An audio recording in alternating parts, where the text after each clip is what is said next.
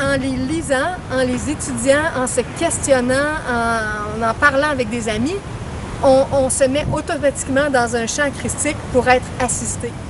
Puis il le disait aussi dans d'autres passages, jusqu'à quel point ils sont là, la fraternité des êtres qui sont éveillés, qui sont ascensionnés, qui sont dans l'état d'unité, qui font un ensemble parce qu'ils ne travaillent plus dans un état de séparation.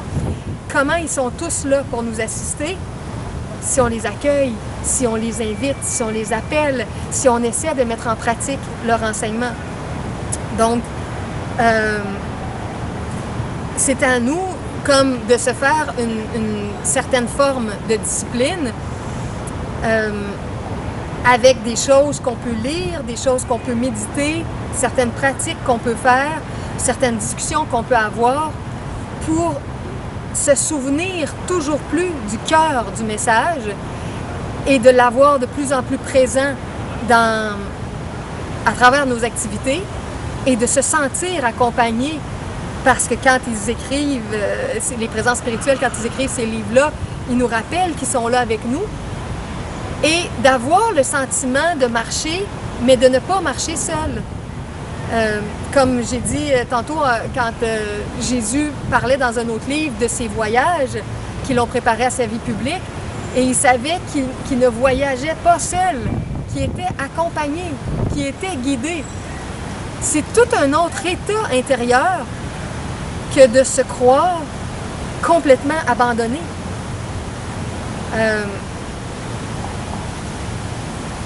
Mais en même temps, on en a vécu tellement des formes d'abandon, des formes de rejet, des formes de négligence, des formes de mal-amour ou de non-amour. Nos âmes sont tellement traumatisées avec nos relations de souffrance, nos blessures de famille, nos blessures de couple. Oui, on est chargé de tout ça.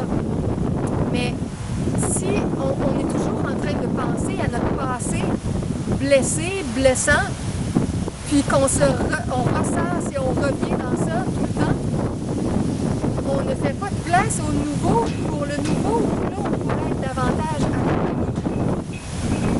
On voit aussi, par exemple, dans des gens qui ont vécu des choses avec des familles dysfonctionnelles, puis disons 3 enfants qui viennent d'une même famille, il y en a un qui peut avoir basculé dans la criminalité, il y en a un qui peut avoir basculé dans la toxicomanie, la dépression, la drogue, l'alcool, des choses comme ça. Puis il y en a un des enfants qui peut s'en être bien sorti. Pourtant, il a eu le même bagage, mais soit qu'il a fait de la thérapie, soit qu'il a été dans les arts, soit qu'il a eu des bons amis, puis qu'il s'est repris avec ses amis, ou un conjoint ou une conjointe. Ça dépend. Peu importe ce qui nous est arrivé dans le passé, on a un choix à faire à un moment donné, puis dans le cours en miracle, il va dire, choisis de nouveau. Choisis de nouveau. Fais un nouveau choix. Le choix que tu as fait ne t'apaise pas, ne te